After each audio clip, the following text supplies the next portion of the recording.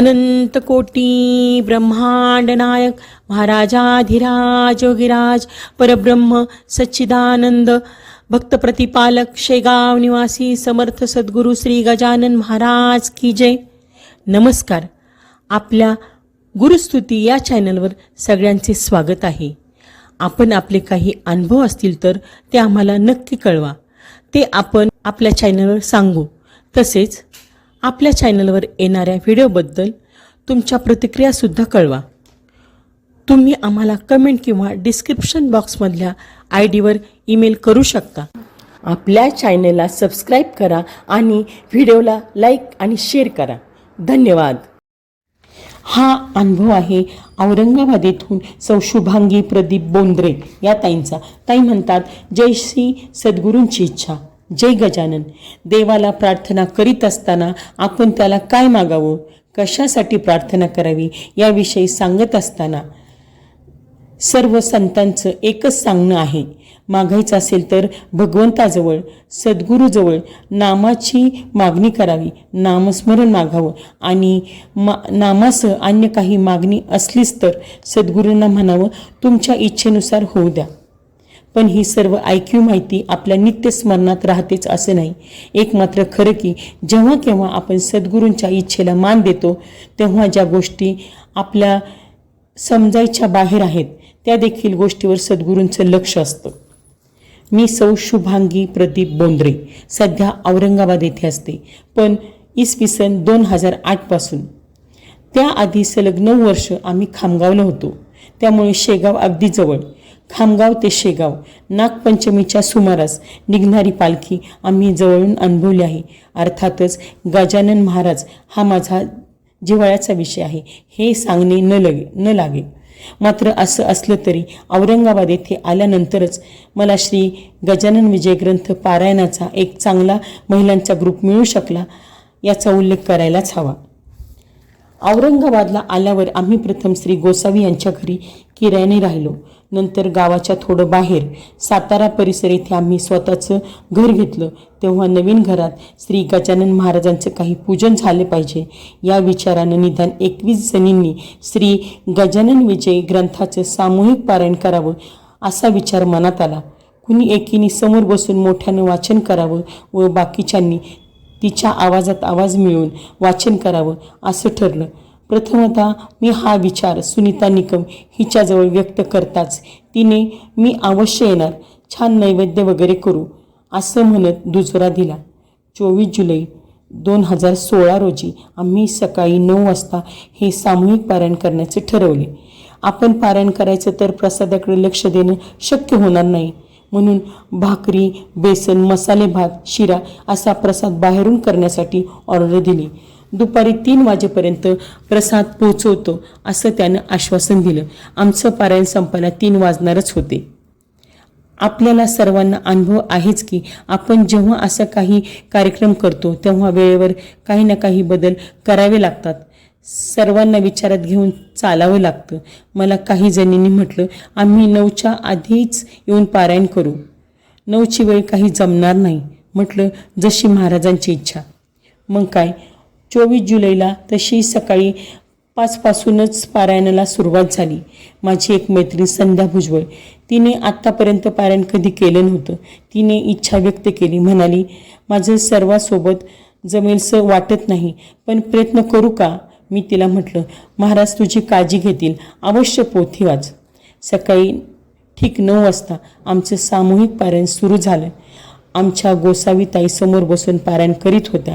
एका आवाजात विजय ग्रंथांचे शब्द घरात घुमू लागले. इतक्यात सुनीताचा फोन आला. तिला तिच्या मुलीला कुठल्याशा परीक्षेला सोडायचे होते म्हणून उशीर झाला. ती म्हणाली मी आता घरी पारायणाला बसते, प्रसादाच्या वेळेपर्यंत करण्याचा प्रयत्न करते, महाराज काळजी घेतीलच. आमचं वाचन सुरू होतं. भास्कर पाटलाच्या अध्यात शब्द आहेत. महाराज भास्कराला म्हणतात पाण्यासाठी प्रयत्न करतो, जर मी स्वस्त बसलो तर समाजहितासाठी मी काय केलं. ती ओळ वाचताना मला आमच्या घराजवळ असलेल्या बालिकाश्रमाची आठवण होऊन वाचताच मनातून महाराजांना प्रश्न केला, महाराज आज बालिकाश्रमातील मुलींना प्रसाद देता येईल का? त्यासाठी आपल्याला काही करता येईल का? वाचन समोर सरकत होतं. दुपारचे 3 वाजत आले. आमचं पारायण पूर्ण झालं. फक्त संध्याचं पारायण राहिलं होतं. 2-1 अध्याय बाकी होते. मी प्रसाद पोचला नाही म्हणून फोन केला. तो म्हणाला, बस 10 मिनिटातच पोचतो आहे. 20 मिनिटं झाली, तो आला नाही. मी पुन्हा फोन केला. म्हणाला, अगदी 10 मिनिटं. आता प्रसाद घेण्यासाठी लोक येऊ लागले, पण याचं नाव नाही.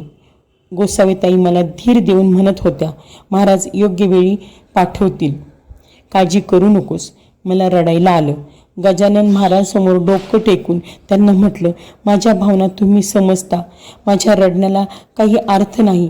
यात तुमची काही योजना असावी. प्रसाद जेव्हा यायचा तेव्हा येऊ द्या. ज्याच्या नशिबात असेल त्याला प्रसाद मिळू द्या. 4-5 फोन झालेत, पण प्रत्येक वेळी बस 10 मिनिटात आलोच. इतक्यात फोन खणखणला. सुनीताचा फोन होता. तिचं पारायण तिकडे पूर्ण झालं होतं. मी आनंदाने फोन ठेवला आणि संध्याकडे पाहिलं. घड्याळात 4:45 होत होते. संध्याने पहिलं पारायण संपून पोथी माथ्यावर धरली आणि प्रसाद घेऊन मंडळी दारात हजर झाली. प्रसाद आणणारा जवळजवळ 2 तास उशिरा आला होता. तो म्हणाला, मॅडम, खरं तर उशीर होण्यासाठी काहीच कारण नाही. सर्व तयार होतं. मी खोटंही बोललो नाही. पण काय होत होतं माहीत नाही. माझ्याजवळ निश्चित असं कारण नाही. उशीर झाला हे मात्र खरं. मी मनात समजले. संध्याच्या पहिल्याच पारायणात तिला प्रचिती यायची होती. तिकडे सुनीताचं पारायण होणं बाकी होतं. सर्वच गोष्टी महाराजांनी सांभाळल्या होत्या. पण अजून सांगण्यासारखं म्हणजे येणारे सर्व लोक प्रसाद घेऊन गेले आणि 40 लोकांचा प्रसाद तरीही शिल्लक उरला. मला बालिकाश्रमाची आठवण झाली. मी त्यांना प्रसादाविषयी विचारलं तेव्हा त्यांना आनंद झाला. म्हटलं, किती मुलीसाठी आणावा लागेल? त्यांनी सांगितलं 40. महाराजांनी अन्नदानाचा आणि समाजासाठी काही केल्याचा आनंद एकाच वेळी प्राप्त करून दिला. पुढे आरतीत जमलेल्या पैशापैकी ₹21 महाराजांच्या मंदिरात देऊन बाकी पैशातून लगेच 15 ऑगस्टला तेथील मुलांना काही वस्तू देऊन अजून एक सत्कर्म आम्ही पदरात पाडून घेतलं. एकंदरीत गजानन महाराज भक्तांना श्री गजानन महाराज एक ऊर्जा स्तोत्र आहे. त्यांचं नाव ऐकलं की एक ऊर्जा प्राप्त होऊन उत्साह वाढतो आणि दर्शनही होतं. मला आठवतं 27 सप्टेंबर 2018चा तो गुरुवार होता. मी आणि माझी मैत्रीण जयश्री आम्ही सकाळी पारायण ग्रुपमधील पारायण पूर्ण करून माझ्या मोपेटवर डबल सीट शाळेसाठी निघालो. जयश्री मागे बसली होती. जवाहर पोलीस स्टेशन समोरील चौकात सावजी तुपकरी दवाखान्याजवळ एका नॅनो गाडीने यू टर्न घेतला. आम्हाला जोराची धडक दिली. जयश्री त्यामुळे फेकल्या जाऊन प्रथम नॅनोवर व नंतर खाली पडली. नॅनो निघून गेली, पण जयश्रीचा चेहरा रक्तबंबाळ झाला. मला मात्र त्यात काहीही इजा झाली नाही. जणू तिच्या मदतीसाठी मी सेफ राहिले. आम्ही दोघी सावजी तुपकरी दवाखान्याच्या पायरीवर विसावलो, पण तेथील माणसांनी आम्हाला समोर असलेल्या गजानन क्रिटिकल हॉस्पिटलमध्ये जाण्याचा सल्ला दिला. जसं त्याच्या तोंडून गजानन नाव ऐकलं तसा मला हुरूप आला. गजानन महाराज की जय म्हणून मी उभी राहिले. तो बाजूने एक ऑटो समोर उभा झाला. पैसे न घेता त्याने जयश्रीला गजाननमध्ये पोहोचवलं. मागोमाग मी गाडीवर पोहोचलेच. तिथे समोरच गजानन महाराजांचा मोठा फोटो पाहिला आणि मी अस्वस्थ झाले. डॉक्टरनी जयश्रीला तपासण्यासाठी टेबलवर घेतलं. मी त्या फोटोसमोर उभी राहिले आणि आत्तापर्यंत आणलेले अवसान गळून पडलं. महाराजांच्या समोर मला रडायला आलं. रक्तांनी माखलेला जयश्रीचा चेहरा आता तिला चक्कर येऊ लागली होती. काय झालं कळायला मार्ग नव्हता. महाराजांना म्हटलं, तुमचं नाव ऐकून मी या दवाखान्यात धाव घेतली आहे. आम्ही दोघीही तुमच्या भक्त आहोत. माझा यात दोष भलेही नसेल, पण तिला काही झालं तर माझं मन आयुष्यभर अस्वस्थ राहील. प्रार्थना करून मी माझ्या व तिच्या मिस्टरांना निरोप पाठवला. थोड्या वेळाने डॉक्टर बाहेर आले. म्हणाले, अगदी थोडक्यात त्यांचा डोळा वाचला. उजव्या डोळ्याच्या वरील भागात 2 टाके घालावे लागले. त्यांना सलाईन लावलं आहे. ठीक होईल. इतक्यात मला सुचलं, जवळच असलेल्या गजानन महाराज मंदिरातून जयश्रीसाठी प्रसाद आणावा. मी मिस्टरांना मंदिरात पोचण्याचा निरोप दिला. त्यांना प्रसाद दिला.